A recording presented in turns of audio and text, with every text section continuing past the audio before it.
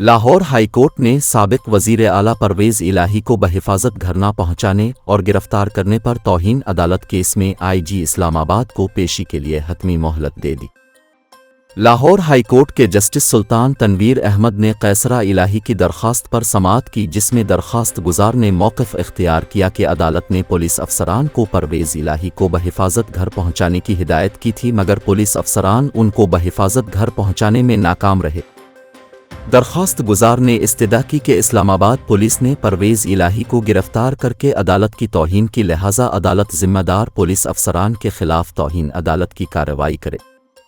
दौरान समाअत लाहौर हाईकोर्ट ने आईजी इस्लामाबाद को पेशी के लिए हतमी मोहलत देते हुए कहा कि यह हाईकोर्ट का हुक्म था कि परवेज़ इलाही को गिरफ्तार न किया जाए। क्या आईजी खुद को अदालत से भी ताकतवर समझता है?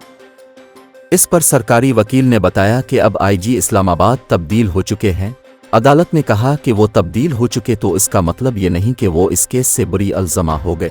आईजी इस्लामाबाद इस मामले को ईजी ले रहे हैं, उन्हें इसके नताइज भुगतना पड़ेंगे।